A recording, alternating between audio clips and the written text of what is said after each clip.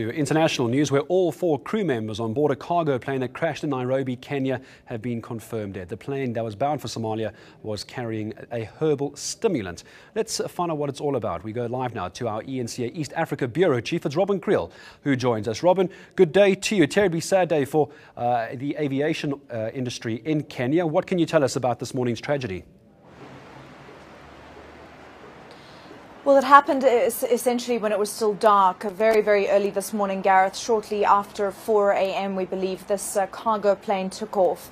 It was carrying the herbal stimulant, as you said. It's a mild narcotic called Khat here. It's also known as Miraa. It's actually one that's been banned in the United Kingdom recently. It's grown en masse here in Kenya and Meru and transported to Somalia, to Djibouti, to Ethiopia and a number of other areas, including Yemen, from here in Kenya. So these planes fly out almost every day. The route, it's basically like a tree root that you chew, has to be fresh, and unfortunately this plane crashed. We're not sure why. Onlookers, eyewitnesses say that it was on fire before it hit the ground, but that hasn't been confirmed.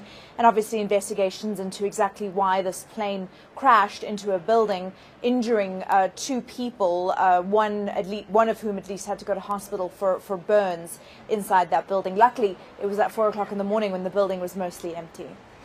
Give us a sense then of the safety that is generally experienced when it comes to flights in Kenya. Is this a fairly rare incident? I mean, obviously people have died in this case, but is aviation in Kenya internationally accepted to be very safe?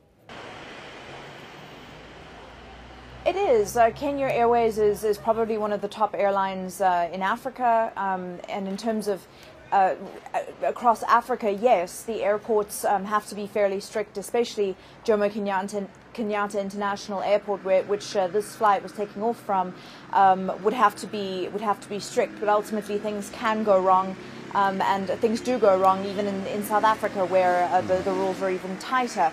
Things go wrong. So here in Kenya, we don't see the sort of thing every day, but you do hear of light aircraft every now and again going down in other places such as the Masai Mara or around Mount Kenya, some of the areas that are a little bit more, I guess, aviationally less safe than here in Nairobi. We're not sure why it went down today.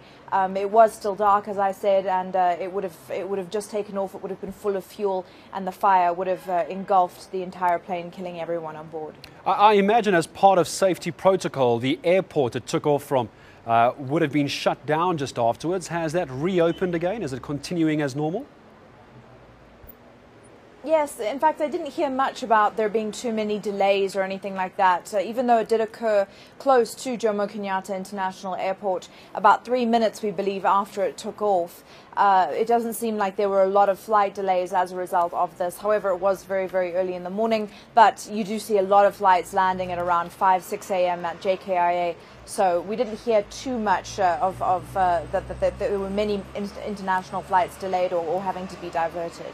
All right, well, we'll leave it there for the moment. Robin, thank you very much indeed for the update. eNCA East Africa Bureau Chief Robin Creel. Know more. eNCA.com